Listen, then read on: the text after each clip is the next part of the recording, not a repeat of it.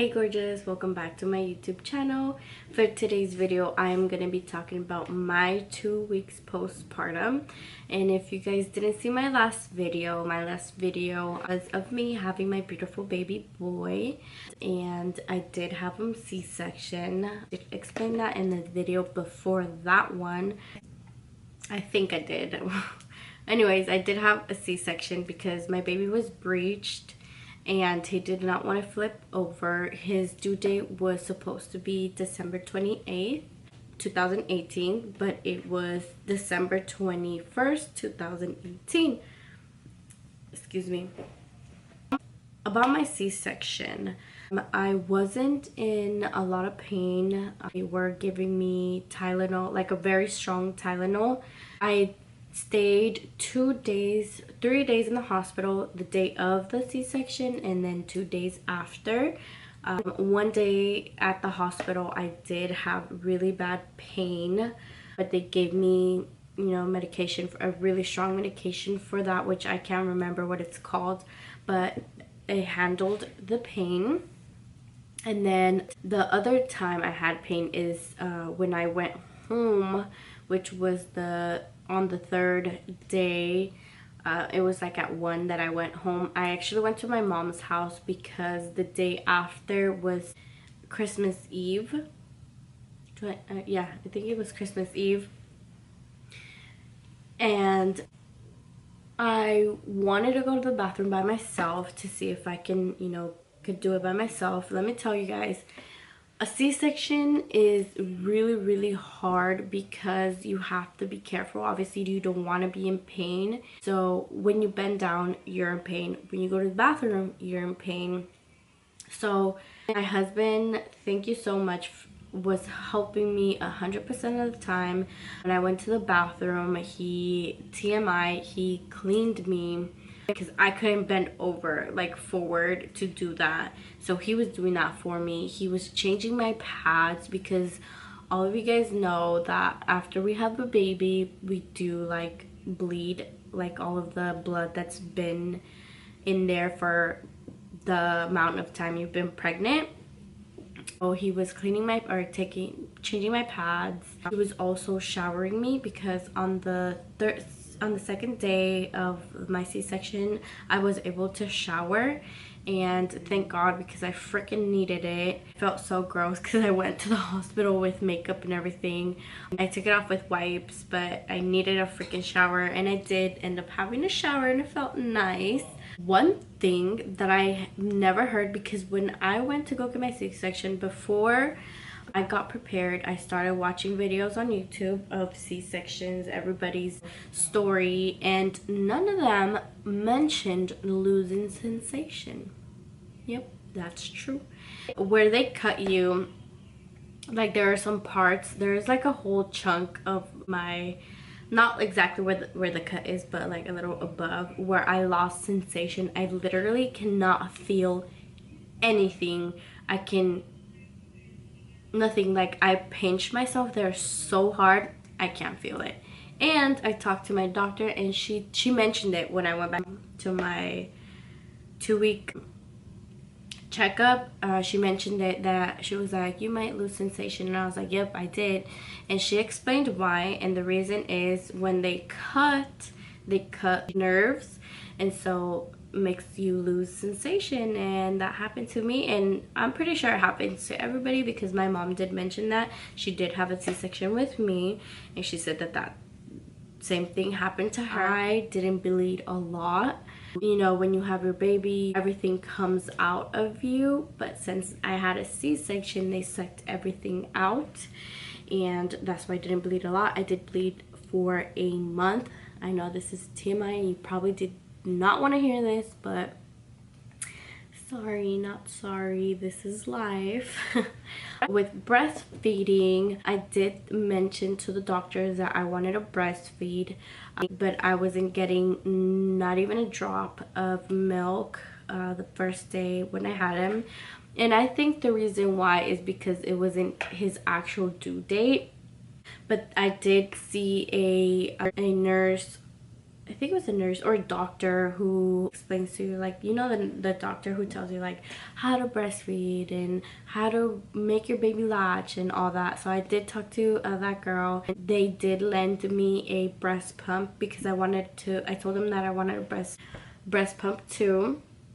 I was feeding my baby, so I was doing, most of the time that I was in the hospital, I was doing bottles that were already ready with the formula. And when I went to my mom's house, I decided to buy the powder because it's more, and honestly it's less expensive. So I decided to get the same brand, same kind of formula, everything just in powder and not made.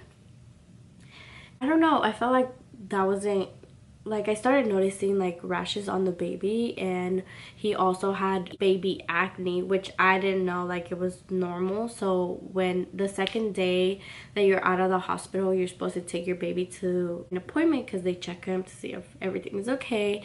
And I mentioned that to the doctor, and she told me that it could be my breast milk, because when I started pumping, I got 1 ounce of milk and I was so excited, but it started, you know, producing more, a little more, not as much as, you know, having the formula milk, but I was producing a good amount. But when I went to the doctor, she told me that it could be my breast milk, like whatever I'm eating, or it could be the formula, so to watch out for both, you know.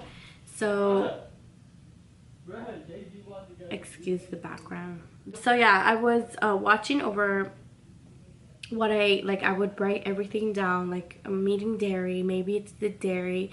So me and my husband just decided to switch to Similac Sensitive, which is for, I'm looking right at it too, for fussiness, gas due to lactose sensitivity. So if your baby's lactose, that's a good formula for your baby. And I decided to switch, or me and my husband decided to switch to that one because my sister had mentioned that she used that one for my nephew, which he is lactose, and my husband also is lactose. So I thought maybe the baby is lactose and maybe we should switch it to this one and see. And it was definitely the perfect formula. It was easier on his stomach. I would notice he would burp easier. Sometimes I didn't even have to burp him. He would burp on his own. He was going to the bathroom good.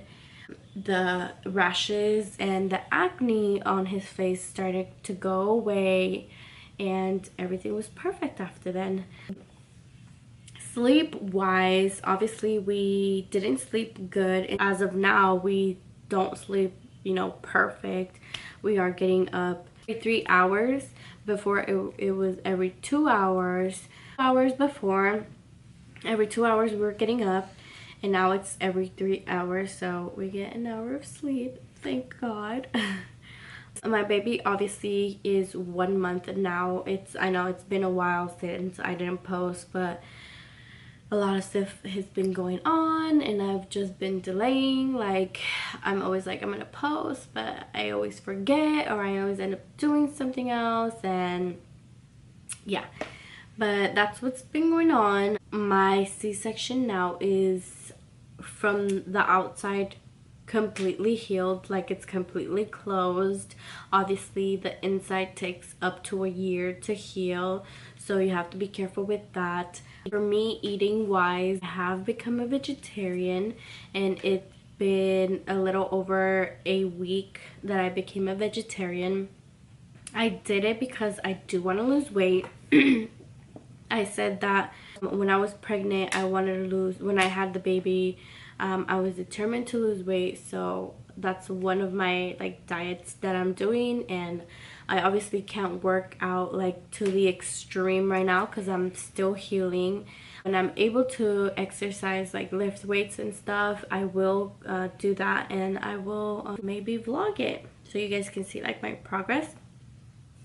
But for now, eating vegetarian. I also did this way before I got pregnant. I did it for 8 months, and I know I was doing it wrong because when you become a vegetarian, you're supposed to supplement your protein, and I wasn't doing that. I was just eating everything except for meat. Like, I was just like, can I get this and this? Just take off the meat, you know? I wasn't substituting for protein. But now I will, since I started like a week ago, I'm gonna be buying, it's on its way, a protein shake, which I'm gonna be taking every morning to supplement the protein. And then throughout the day I'm gonna be eating, you know, usually that's how I do it, like throughout the day. If there's a specific better way that you guys suggest, please comment down below and I'll go ahead and read them and try them out, because I do want to be healthy and like in a very good way. Like, I want to be vegetarian, but in a very good way, not just, you know, out there like that. And I also want, because I'm still breastfeeding, not as much like I said, but still trying to breastfeed. And that's it for how I'm eating. My baby's already 2 months. I can't believe it. He's so cute. Like, he's starting to be up more. So the first few weeks he would eat, sleep, poop, eat, sleep, poop, eat, sleep, poop. That's it. Now obviously he's still doing that, eat, sleep, poop, but he stays awake more.